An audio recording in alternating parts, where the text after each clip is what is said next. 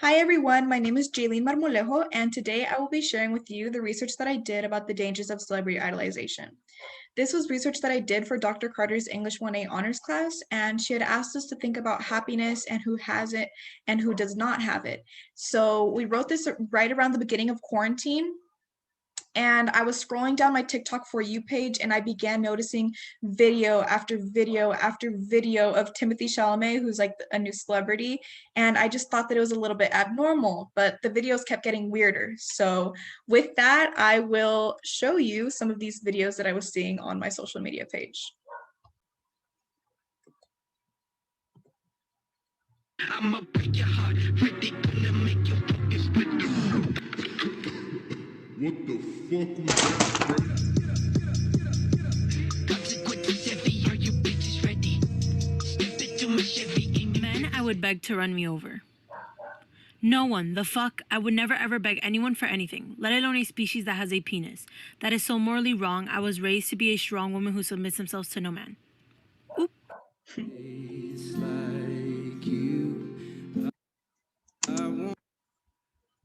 So, as you can see here, teens are very obsessed with celebrities. That first video, the girl couldn't have Timothy Chalamet, so she turned herself into him. And the second one, she would never beg a man for anything except for Harry Styles. And this woman here is not even the main character in her own life. While at first I thought my For You page was reflective of a normal case of internet-age teenage fanaticism, very quickly turned into an uncomfortable obsession.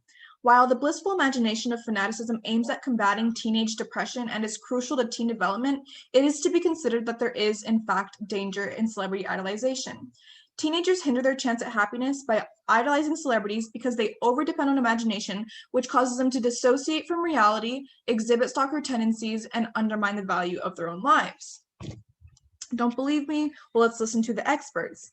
Teenage years are a time faced with a multitude of external stressors. These might include school, family, social status, or economic standing. These stressors are important to consider as teenage depression levels continue to rise worldwide. In fact, suicide is the third leading cause of death among adolescents worldwide. One way teens combat their depression is through celebrity fanaticism and idolization. The difference between fanaticism and idolization must be considered, however, as teenage fanaticism is thought of being harmless and crucial to growth. According to Why Teenagers Obsess Over Pop Stars, psychiatrist Dr. Alan Ravitz considers celebrity adoration as normal or necessary for healthy development because teens need someone to look to aside from their parents for guidance and a model. It is an obsession then where the danger lies. So, because more often than not, teens have no real way of developing relationships with their favorite celebrities, they cope through imagination. They fall into this coping mechanism because they wrongly believe imagination is effective in solving unhappiness. It is easy to succumb to this idea because it has been proven in some cases. For example, in his book, Man's Search for Meaning, Holocaust survivor and psychiatrist Viktor Frankl accounts how he used imagination to survive the concentration camp. He spoke of how imagining his wife and the normalities of his life outside of the concentration camp brought him immense happiness. He says imagination helped the prisoner find a refuge from emptiness, desolation, and from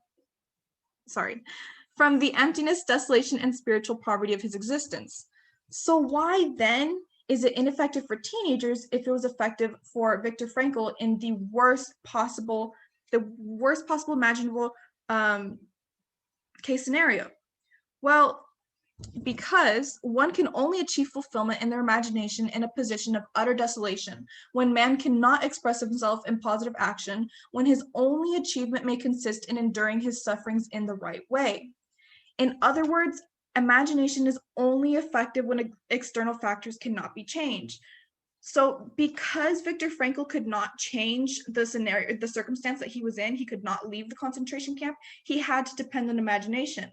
But because more often than not, teenagers can change their external circumstances, it is ineffective for them.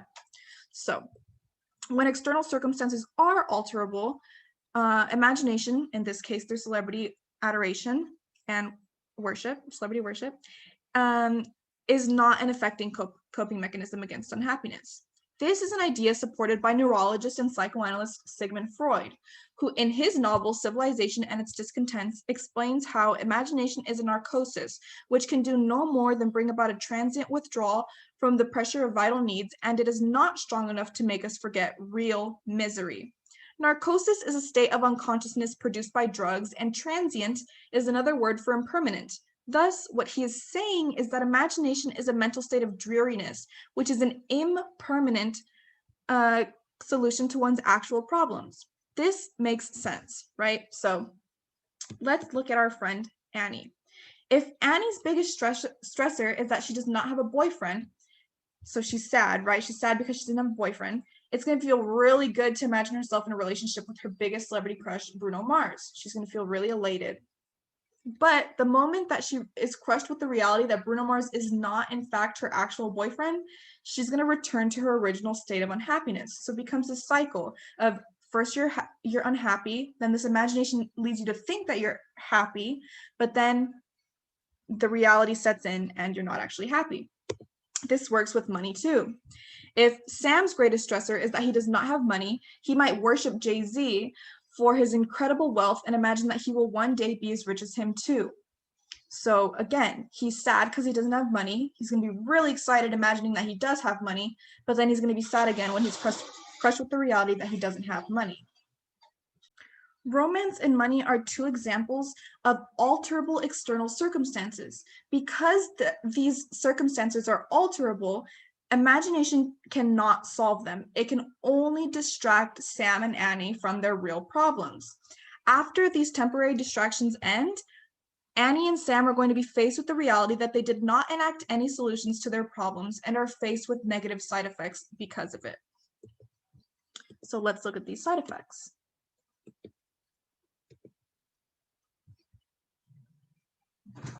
So one downside of celebrity idolization is the resulting dissociation from reality. According to a peer-reviewed journal entitled I'm Your Number One Fan, A Clinical Look at Celebrity Worship, research by Maltby and others shows high levels of celebrity worship were associated with both fantasy proneness and dissociation. In this same research, it was determined dissociation was due to a desire to establish contact with a celebrity by any means necessary. This phenomenon is well attested to in fan interviews in Daisy Asquith's 2013 documentary Crazy About One Direction, which follows the lives of over 20 One Direction superfans in the United Kingdom during the band's world tour. Several fans said they spent all day on Twitter waiting for the band members to tweet. One fan even said, Twitter is like a prayer place. When you go to a prayer place, you feel like you're connected to God. When you're on Twitter, you feel like you're connected to 1D. Another fan spoke of the fan fiction she had read on Wattpad, a website where people create and share their stories. Some fan fictions were about the band members falling in love with fans, and others were about the band members falling in love with each other. But they all shared the aspect of being entirely fictional. These fans had entered a completely new world through the internet, one which focused entirely on a fictional reality instead of their own reality. So let me show you some of these. So here's a little bit from Crazy About One Direction. Twitter is like a prayer place. If you like, when you go to a prayer place, you feel like you're connected to God. So when you're on Twitter, you feel like you're connected to 1D. Yeah, you just have hope.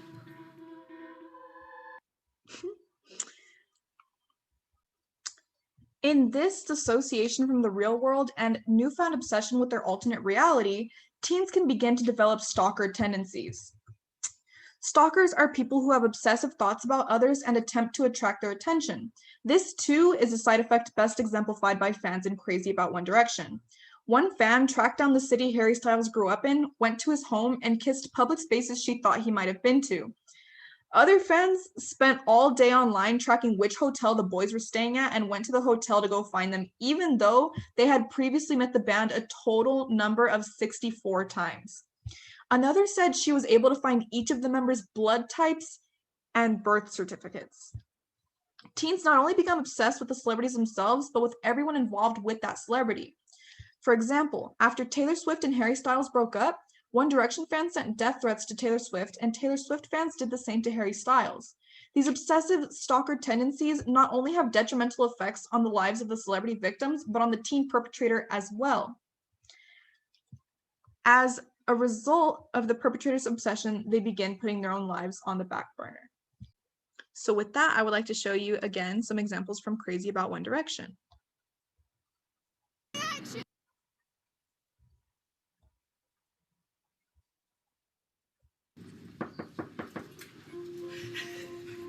We're in One Direction's hotel and we're getting drunk.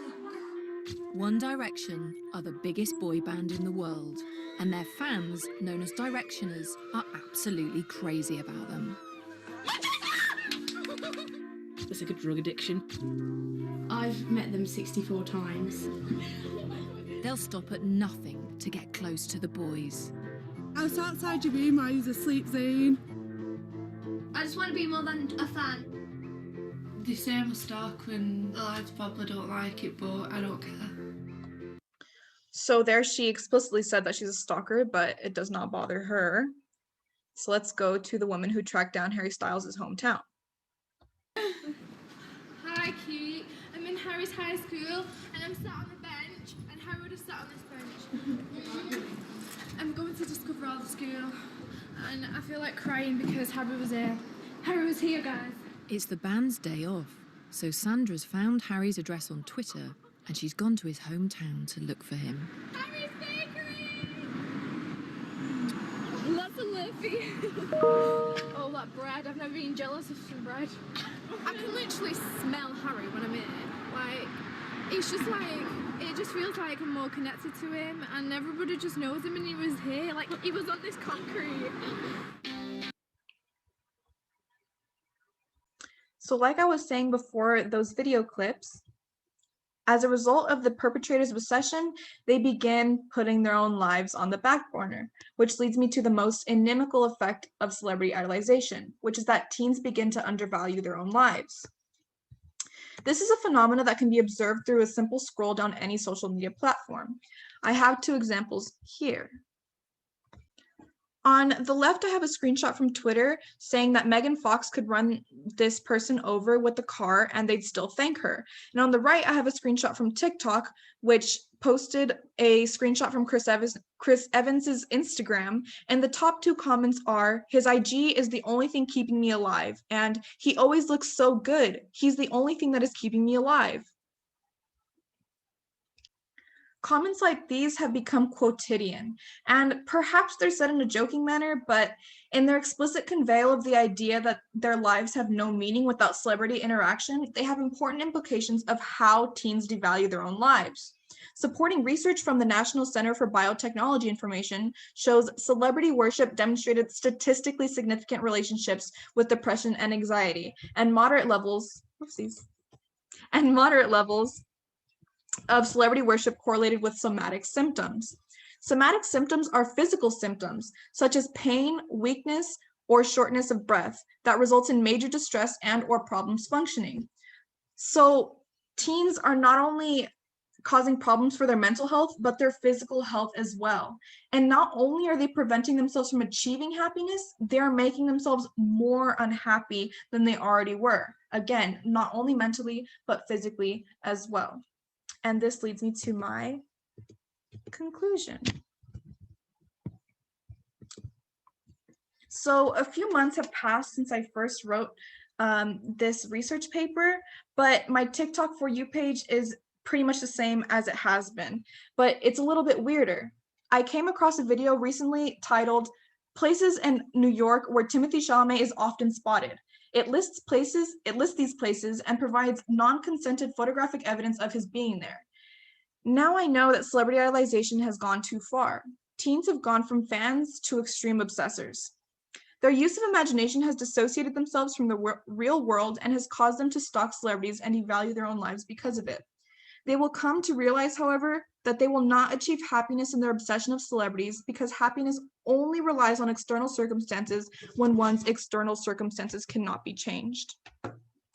While they use idolization as a method to combat their own unhappiness, it is actually a dangerous contributor to their mental and physical health. Thank you.